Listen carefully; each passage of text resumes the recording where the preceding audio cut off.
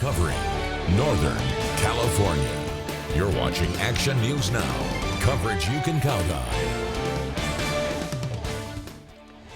It is Memorial Day, and Americans here at home and across the country are remembering the fallen, those who fought for our country. And President Trump marked Memorial Day by laying a wreath at the tomb of the unknown soldier.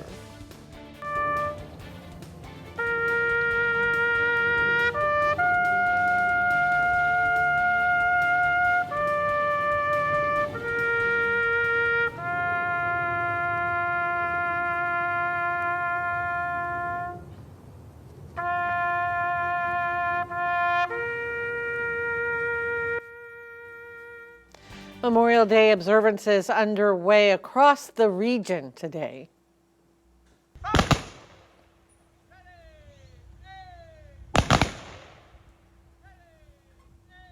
The ceremony at the Chico Cemetery this morning included a 21-gun salute, a World War II plane flyover, the presentation of colors, and the laying of wreaths. About 20 organizations were announced and escorted to the front to lay the wreaths, a moment to reflect on the bravery and sacrifice of those who gave their lives defending our country.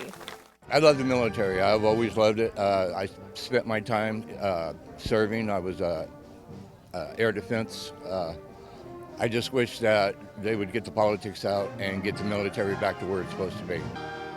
The Chico Community Band started the ceremony playing patriotic music, and another observance is planned at Glen Oaks Memorial Park in Chico starting at 2 this afternoon. We will bring you highlights of ceremonies in Orville and Igo as well on tonight's news.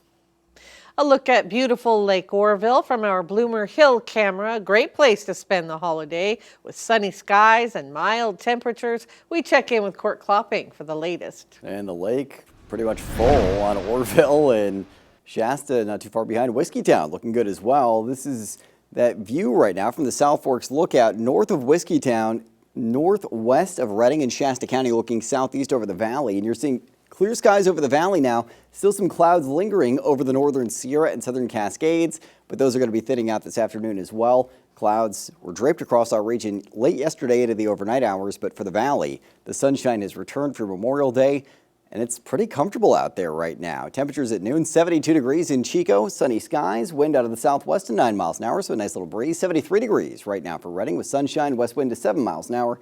72 degrees with sunny skies right now at Red Bluff, and 69 degrees with sunshine in Orville. So all around, a very pleasant lunch hour for you on this Memorial Day. Heading into the afternoon, temperatures only projected to top out in the mid-80s, wind mostly out of the south to 10 miles an hour, humidity as low as 18%.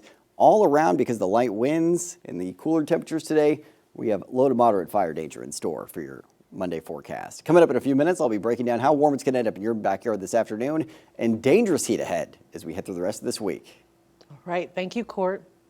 Redding police are investigating a possible DUI after a high-speed crash into a building. It happened on Railroad Avenue near Buenaventura Boulevard just before 7 last night.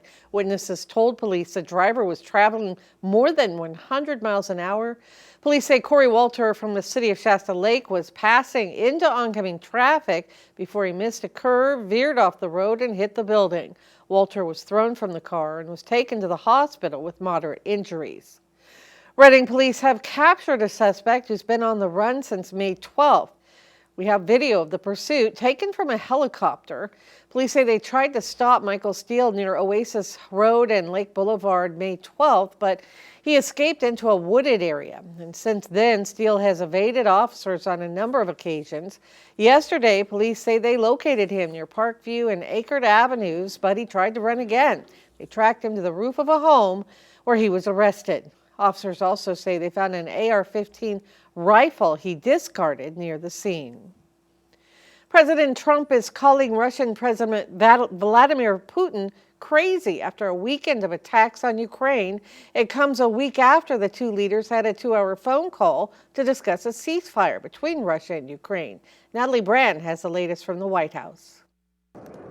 President Trump marked Memorial Day by honoring U.S. service members killed in conflict amid an escalation in Russia's war with Ukraine. Ukrainian officials say over the last 48 hours, Russia launched its biggest drone attack since the start of the war. An assault this weekend killed more than a dozen people. Officials say more than 350 drones hit 30 cities, sending civilians running for shelter.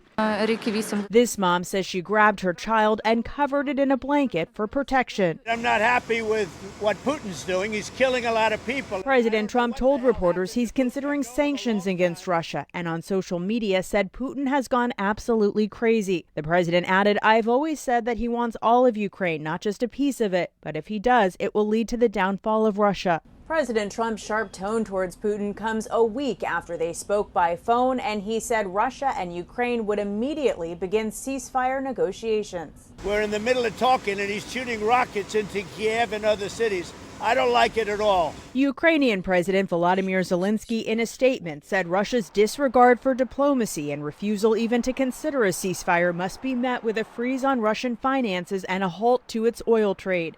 Earlier, Zelensky had also accused the U.S. of not doing enough to respond, saying silence of America, silence of others around the world only encourages Putin. Natalie Brand, CBS News, the White House. President Trump took to social media saying, in part, President Zelensky is doing his country no favors by talking the way he does. More than 8 years after police say she faked her own kidnapping, for the first time tonight, we will hear Sherry Papini's version of what happened. A new 4-part docuseries premieres on ID. Haven't you ever lied? And then has that lie been blown up? Papini disappeared from Redding in 2016, resurfacing 22 days later with injuries. The story captured national attention. She later pleaded guilty to mail fraud and making false statements. Papini served 10 months in prison and was ordered to pay $300,000 in restitution. The docuseries called Sherry Papini, Caught in the Lie, will run tonight and tomorrow at 9 p.m. The episodes will be available to stream on Max. In today's Unsolved Mystery, there's a new clue in the disappearance of a Trinity County teacher who vanished in 1987. New technology confirmed a skull recovered in Humboldt County belongs to Kay Medden. She went by Kay Adams. She was a teacher at High and Palm School. In August of 1987, Kay's husband, Nicholas Medden, returned to the family's home in High and Palm, and Kay was missing. Her purse was there, but she wasn't. 3 months later, the Humboldt County Sheriff's Office received a package with skeletal remains and a letter with directions leading to human remains near Ammon Ridge Road in Humboldt County. The remains were identified as Kay's using dental records. She was still listed as missing, though, because there was no complete body. In 1993, a man found a partial human skull 100 miles away on the beach near Trinidad Head, but there was no DNA match. Then last year, federal funding allowed DNA testing with a private lab to clear up a backlog of unidentified human remains. And this month, investigators announced the skull matched Kay's DNA. The case is still open. It's considered a homicide. If you have information, call the Humboldt County Sheriff's Office. A record-breaking holiday travel weekend with some hitches. That's still ahead.